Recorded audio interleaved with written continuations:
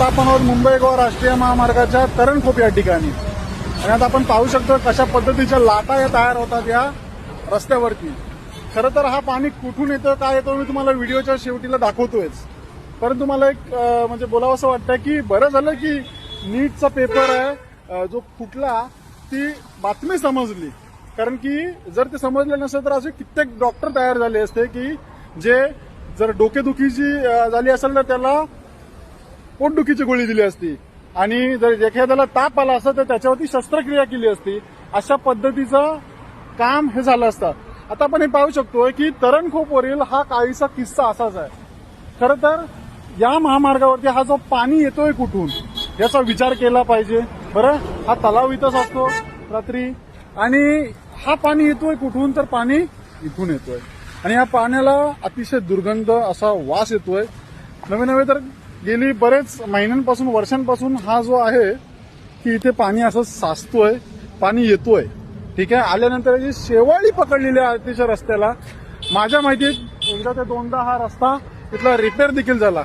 म्हणजे थोडक्यात बोलायचं काय की इथे नक्की ड्रेनेज कशा पद्धतीचा असावा, इथं नक्की समस्या कोणती आहे आणि त्याच्यावरती काम कोणतं झालं पाहिजे याचा विचार करा.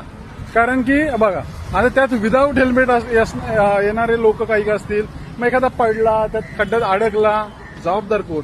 आता वरती हा स्ट्रक्चर आहे व्हीयूपी, ठीक आहे, ज्याच्यामध्ये अशा जर क्रॅक्स गेल्या तर हा तुम्हाला चेंज करावा लागणार आहे.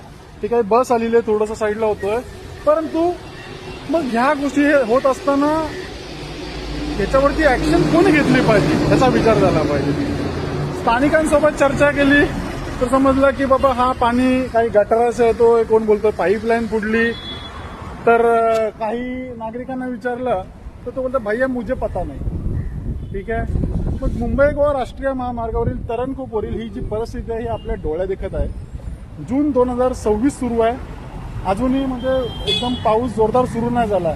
पण मला हेच बोलायचं आहे की जर का एकदम जोरदार पाऊस सुरू झाला तर या ठिकाणी हा थोडासा खुलगड भाग आहे, या ठिकाणी किती पाणी साचू शकतंय आणि नागरिकांना किती धोकादायक असू शकतोय. एक वैद्यकीय दृष्टिकोनातून जर वास बघितला तिथे खरोखर येऊन तर अतिशय दुर्गंध असा वास इथे येतोय. संबंधितांना विनंती आहे की कृपया या तरणखोपवरील स्पॉटचा योग्य तो इलाज करावा.